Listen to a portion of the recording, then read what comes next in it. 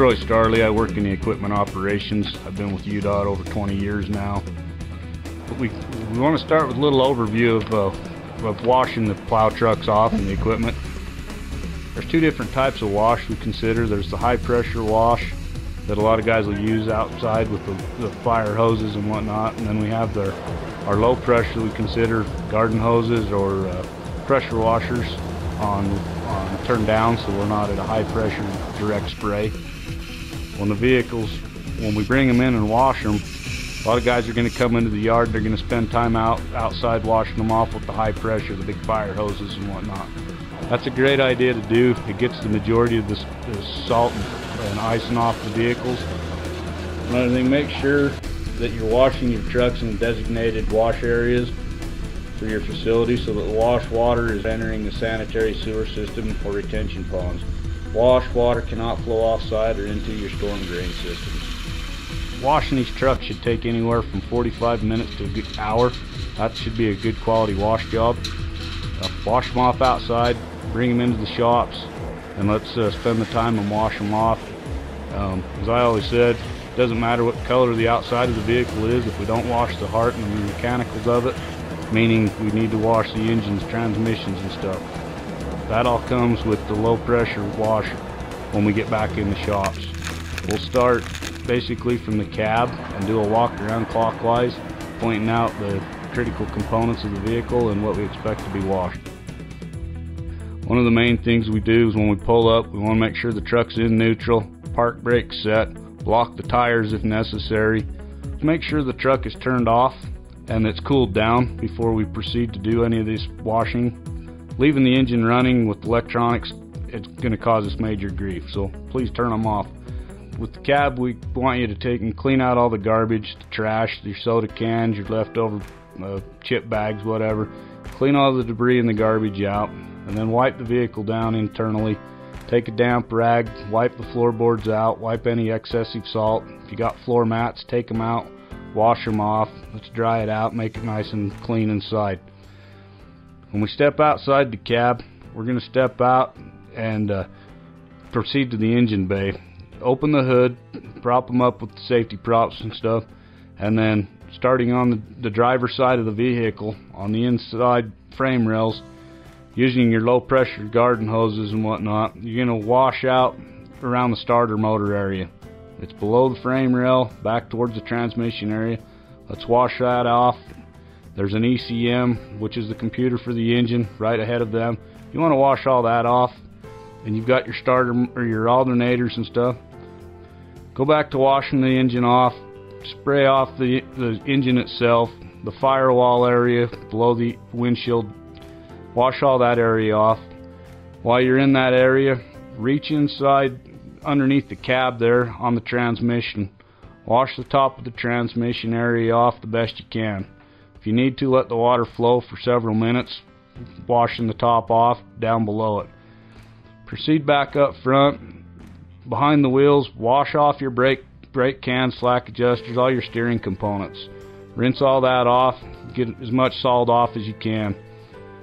Move forward up towards the radiator area. Using very low pressure on there, you want to rinse the radiators off. One thing you don't want to do is to fold the cooling fins over on the radiators. So just rinse it off with low water, such as a garden hose. Get that all washed off, fan area, fan shroud.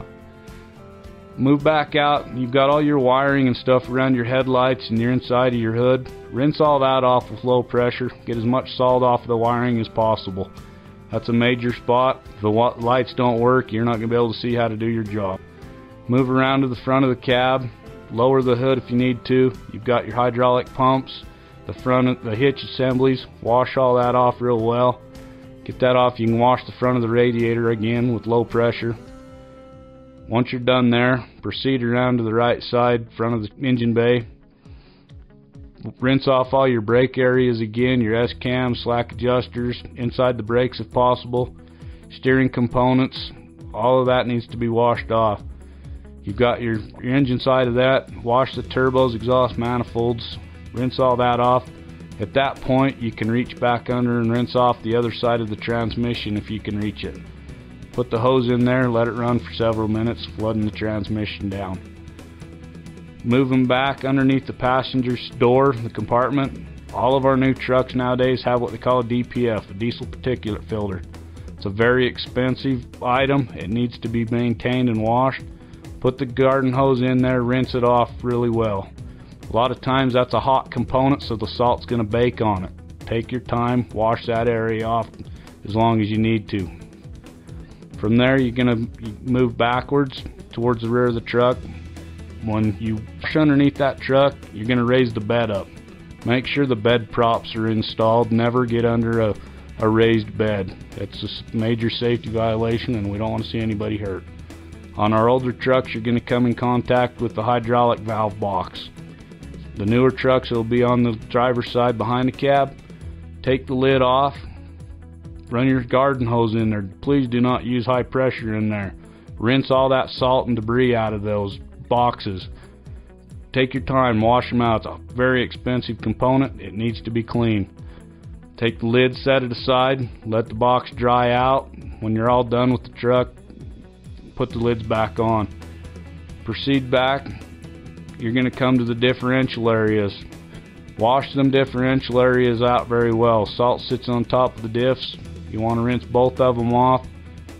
Pay attention to your brake chambers, your S-cam, slack adjusters, all your brake components back there. Wash all of that off. Take your time. Inside your frame rails while you're there, you want to wash all that off with low pressure water. You don't want to use high pressure. You've got vital electric valves and brake components and all. Please don't hit them with high pressure water. It causes a lot of grief and you'll have more downtime. Proceed around to the rear of the truck. You get to the rear of the truck, wash off all your tail light areas. Inside the spreader, you're going to wash up inside the spreader. Wash the top. A lot of this might have been done outside with your high pressure fire hose. Any residual salt, wash it off.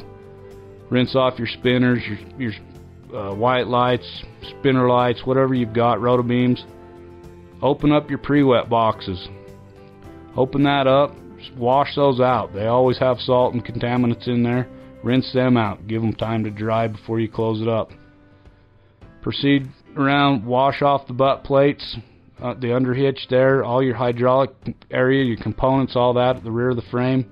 Rinse that off real well. We all know that's going to collect a lot of salt and it's going to sit there. There's vital electrical junction boxes in there. They all need to be cleaned off and washed. Proceed to the driver's side rear. Same thing goes as the passenger. You want to wash off all your brakes on top of the differentials, inside the frame rails, whatever you need to do. Proceed to wash all that off. If your truck has a tag axle, same thing goes there. You want to just spend time, wash off all your brakes, S-cam, slack adjusters, steering components, rinse all that off, your airbags, valves. Just take care of all of that. Moving forward, you're going to come up, you're going to find battery boxes. Same deal with battery box. Remove the lid. Take it off, wash the insides out, rinse all that salt out of inside. Then when you're done, go ahead and just leave the lids off, let it dry off, and then remember to put it all back together before you go out on your next run. After removing the covers for the hydraulic covers and the battery boxes, it's a good idea not to put them underneath the vehicle.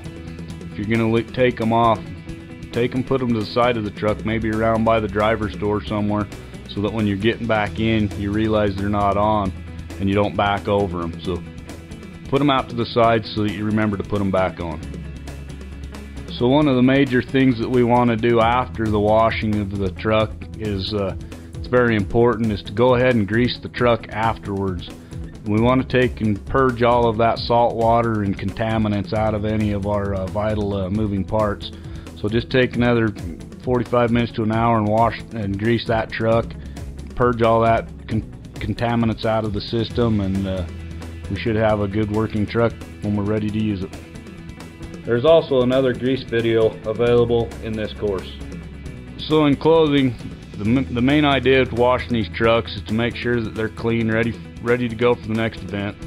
As we're washing the trucks, one of the big aspects of it is we want to wash them for the cleanliness of it, but we also look for repairs. That's a great time to be walking around the truck and looking for any deficiencies in the truck and report those to your supervisor. You know, at that point, that's when we want to know, so we can tell the mechanics to come out and repair them. We don't want to know about it when the stove's hitting the ground and you need the truck the most. We want to know it now. That's the best time. So go ahead and report any deficiencies.